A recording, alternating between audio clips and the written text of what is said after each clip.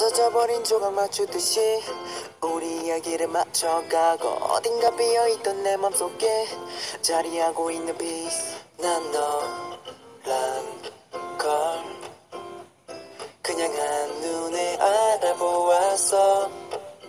You're my missing puzzle piece.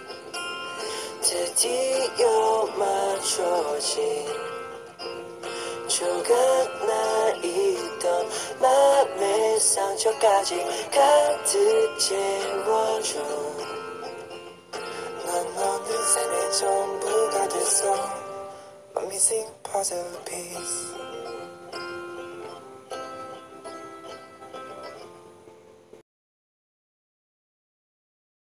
Bagaimana kabarnya hari ini? Semoga sehat selalu ya.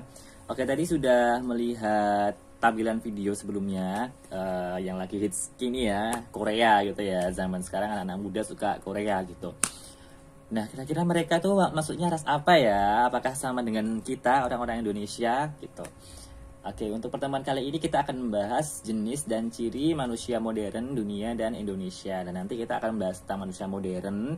Kemudian kita akan membahas tentang perkembangan ras-ras di dunia ini gitu. Nah, tadi kita kalau di Korea seperti itu, apakah sama dengan orang-orang Indonesia gitu ya? Ya nanti kita akan bahas di pertemuan kali ini. Oh iya, bagi teman-teman di sini ya, anak-anak yang semuanya murid-murid di sini yang pengen lanjut ke Korea mungkin ya, silahkan bisa nanti belajar terus. Kita akan belajar. Kalau mau misalkan ada kesempatan nanti bisa kuliah di Korea, karena banyak banget beasiswa luar negeri yang bisa kita dapatkan gitu. Apalagi di awal-awal tahun seperti ini banyak banget ya. Kemarin saya lihat itu ya, beasiswa ke Korea Selatan gitu ada. Biasanya kan seneng banget gitu kalau bisa kuliah ke sana gitu ya.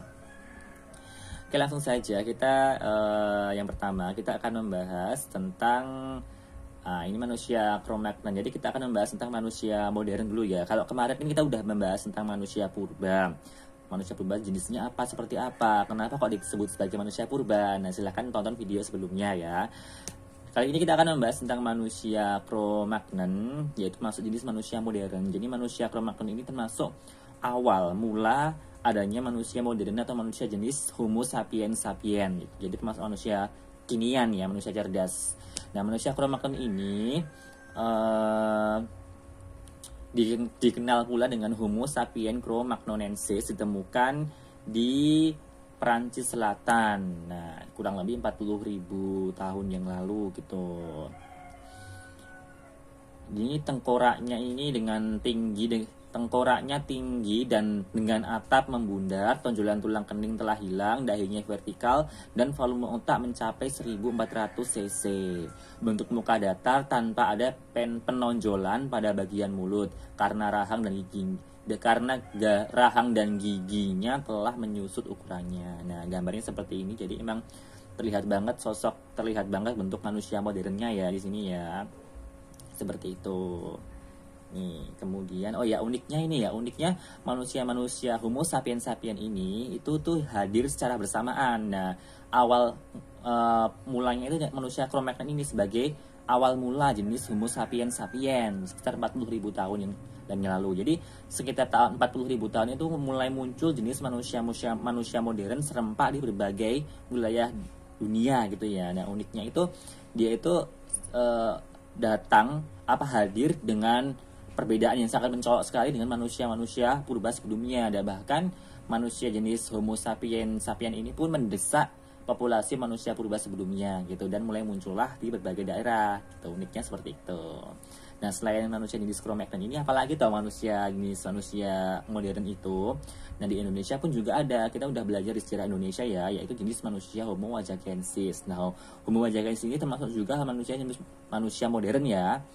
Nah, manusia Homo wajakensis ini ditemukan di tahun 1889 di wilayah Wajak, Temanggung, di Lembah Sungai Berantas, Jawa Timur oleh Van der Schouten, kemudian diteliti oleh Eugene Du Bois. Nah, ini itu tuh pas diteliti dia itu punya volume otaknya itu 1600 cc, berarti lebih banyak daripada yang manusia Cro-Magnon tadi ya. Sini Nah, di sini punya ciri-ciri fisik. Ciri-cirinya adalah memiliki muka datar dan lebar, memiliki hidung lebar dan bagian mulut menonjol, berat badan sekitar 30 sampai 150 kg, tinggi badan 130 sampai 210 cm dan otaknya lebih berkembang.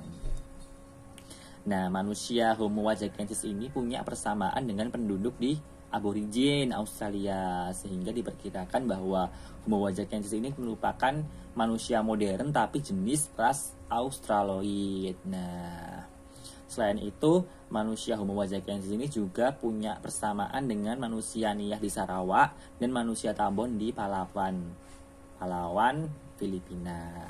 Itu ya. Jadi termasuk salah satu jenis manusia modern gitu. Nah, selain Homo wajakensis ada apa lagi? Di sini ada juga Homo floresiensis. Nah, manusia jenis Homo floresiensis ini dikategorikan sebagai manusia modern juga gitu. Ditemukan tahun 2004, berarti baru banget ya di sini ya. Nah, ditemukan saat penggalian di Liang Bua di Pulau Flores oleh tim arkeolog gabungan yang terdiri dari Pastiplitbang, Arkeolog Nasional Indonesia, dan University of New England. Nah, ini ya, jadi pas ditemukan ini fosil ini belum membatu atau belum menjadi fosil. Nih ya, jadi ini penemuannya seperti itu. Jadi pas ditemukan itu jenis kelaminnya wanita dan setelah direkonstruksi seperti itu ya, kurang lebih bentuk wajahnya seperti itu. Nah, unik sekali ya. Jadi kalau kemarin kita udah belajar jenis manusia purba gitu. Kemudian ini ada juga manusia modern. Nah, lalu kita manusia modern ini nanti akan berkembang. Oh, ini sebelumnya kita akan ke ciri non-fisik dulu ya. Jadi, ciri non-fisik manusia modern itu hidup dengan berburu, berternak, dan bercocok tanam. Jadi udah mengcombine semuanya, bisa berburu, bisa berternak, bahkan bisa bercocok tanam. Tuh. Kemudian menggunakan alat dari tulang dan kayu yang diruncingkan. Mulai mengasah batu jadi halus dan membuat gerabah. Jadi mulai membuat gerabah sebagai alat-alat perkakas gitu, kayak tempat minum, tempat air. Tuh, kemudian hidup menetap. Kalaupun menggembara, mereka hidup dengan cara yang cerdas. Mengenal alat pelindung tubuh atau pakaian, udah mengenal pakaian ya di sini ya, dan mengenal kepercayaan dan penguburan. Jadi udah bisa mengenal udah kayak peribadatan sama mengubur jenazah. Tuh. Nah, di sini tadi ya seperti yang saya katakan, ini uniknya perkembangan manusia ini ya seperti ini. Jadi awalnya itu ada manusia purba paling awal, kemarin udah dijelaskan ya, manusia purba paling awal jenis Ardipithecus. Nah, atau dikenal dengan nama Ardi gitu namanya ya, Ardipithecus. Nah, kemudian setelah Ardipithecus ditemukan juga jenis-jenis manusia purba lainnya seperti Australopithecus. Lalu kemudian ada Homo erectus. Nah, manusia jenis Homo ini mulai muncul ya. Manusia jenis Homo ini kayak manusia peralihan gitu. Jadi sebagian itu ada yang jenis manusia purba, sebagian pula ada jenis manusia modern gitu. Nah, selain ada Homo erectus juga ada Homo neanderthalensis, kemudian ada Homo sapien manusia modern awal, ada Cro-Magnon sama Homo wajakensis. Nah, kurang lebih 40.000 tahun yang lalu sebelum Masehi itu manusia modern itu mulai muncul serentak di berbagai belahan dunia dan menggantikan populasi manusia purba gitu. Uniknya seperti itu. Nah, kemudian setelah ada Homo sapien atau manusia modern awal itu, kemudian muncul manusia jenis Homo sapiens atau manusia modern yang berupa ras-ras. Dan di sini ada empat ras besar dunia, yaitu ada ras Australoid, ras Mongoloid, ras Kaukasoid, dan ras Negroid. Nanti kita akan bahas setelah ini gitu. Nah, ya walaupun ada 4 ras dunia, tapi ternyata sampai sekarang itu perkembangan ras itu sangat banyak sekali, sangat beragam sekali, karena memang adanya akulturasi dengan ras-ras baru di berbagai daerah gitu, makanya muncul jenis ras-ras baru gitu. Nah, Indonesia masuk ras apa? Kemudian tadi di video udah dijelaskan ada gambar Korea, opa-opa Korea, kemarin ada grup K-pop gitu ya. Ada NCT Dream tadi, itu termasuk ras apa gitu? Apakah sama dengan ras kita ataukah tidak gitu ya? Oke, sebelum kita lanjut ke ras, kita akan belajar tentang ras ini dulu. Ras itu apa toh? Nah, ras itu adalah sistem kualifikasi yang digunakan untuk mengkategorikan manusia dalam populasi atau kelompok besar yang saling berbeda gitu. Jadi ada ras apa gitu ya. Oke, yang pertama kita akan membahas tentang ras Australoid. Nah, merupakan ras manusia yang mendiami bagian selatan India, Sri Lanka, beberapa kelompok di Asia Tenggara, Papua, Melanesia dan Australasia, suku aborigin, Vedah dan Negrito. Nah, ciri-cirinya ialah memiliki warna kulit coklat kehitaman, warna mata gelap, rambutnya bergelombang sampai keriting, memiliki tulang alis menonjol, memiliki rahang yang besar dan tebal, bentuk muka delikosepalik atau lonjong atau oval. Jadi ini ya, lah kalau kita temukan ini orang-orang di Papua seperti ini atau Indonesia bagian timur juga banyak yang seperti ini ya. Ini. Jadi kulitnya hitam kayak gambar itu. Nah, warna kulitnya hitam gelap. Rambutnya biasanya keriting. Ini seperti ini ya. Ini ras Australoid itu hitam biasanya. Kemudian ada juga lanjut ras Mongoloid. Nah, ras ini tersebar di Asia Timur, Asia Tenggara, Tengah, Utara, dan Asia Timur Laut, bahkan hingga ke wilayah Amerika Utara dan Selatan. Memiliki rambut lurus berwarna hitam, kelomak mata yang dimilikinya sipit, memiliki bola mata yang berwarna kecoklatan, memiliki sedikit bulu badan, memiliki tubuh yang kecil, berkulit putih cenderung kuning dan sawo matang, bentuk wajah relatif rata, memiliki hidung pesek. Nah, kebanyakan pesek ya. Nah, ini ras Mongoloid itu seperti ini ya. Ada gambarnya, itu ada gambar Jackie Chan. Kemudian ada gambar siapa itu? Ada artis Indonesia sangat terkenal ya. Kemudian ada juga orang-orang artis Amerika. Jadi mereka bertiga itu termasuk ras Mongoloid gitu ya. Walaupun ada beberapa perbedaan dikit-dikit karena memang perkembangannya udah berbeda, tempat wilayahnya pun udah berbeda. Kalau Jackie Chan itu ras Asiatik Mongoloid. Nah, kalau itu gambar siapa ya? Saya malah kurang familiar namanya dengan artis Indonesia. Nah, itu Malayan Mongoloid. Kalau yang itu Amerika, satunya lagi Amerika Mongoloid. Dan jadi kita itu sebenarnya sama dengan ras orang-orang Korea gitu ya, ras-ras Mongoloid gitu. Jadi masuk ras Mongoloid. Nah, salah satu ciri yang unik dari ras Mongoloid ini ya, memiliki sedikit bulu badan gitu. Jadi kayak kita, kalau kalian anak-anak ini biasanya ya sebut orang-orang Korea, orang-orang Korea itu baik cewek cowoknya itu kayak dia itu putih-putih gitu, bersih-bersih gitu ya. Kenapa seperti itu? Dia itu operasi plastik. Tidak seperti itu, karena memang dia itu ras Mongoloid gitu ya. Apalagi kita ras Mongoloid juga. Tapi kayak ras Mongoloid di sana tuh kayak masih murni banget gitu ya, karena memang asalnya pun dari dekat-dekat sana gitu, asalnya pun dari daerah dekat-dekat sana.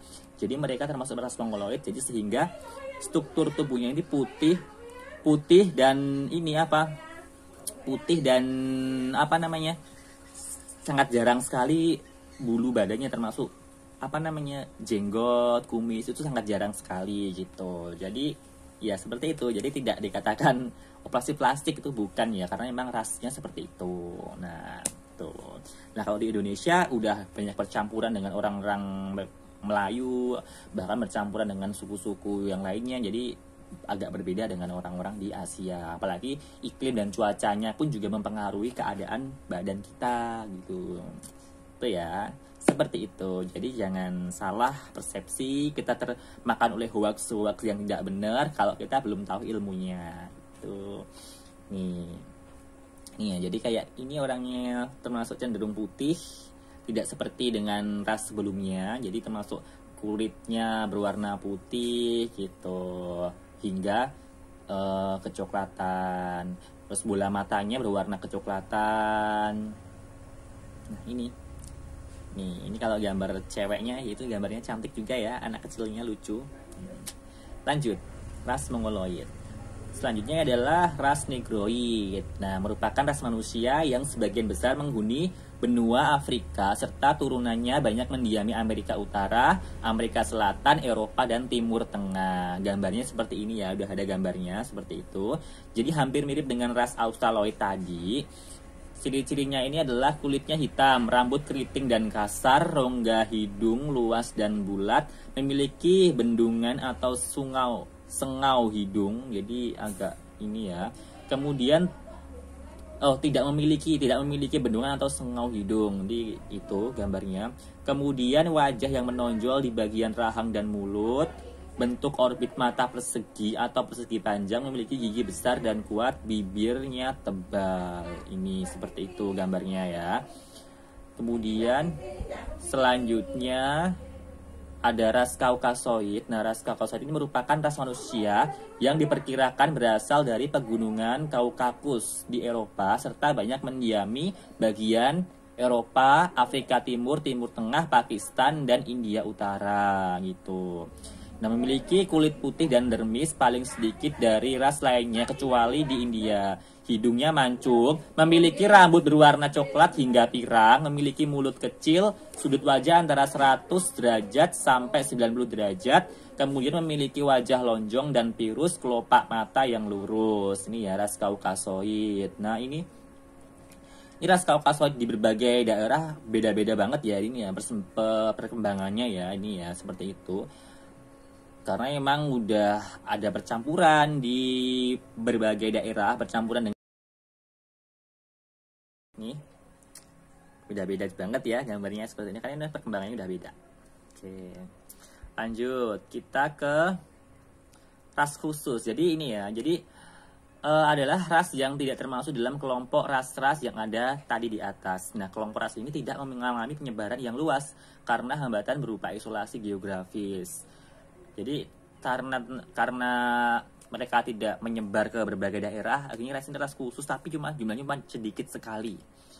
Ya, contohnya adalah orang-orang Busnan, penduduk asli gurun Kalahari di Afrika Selatan.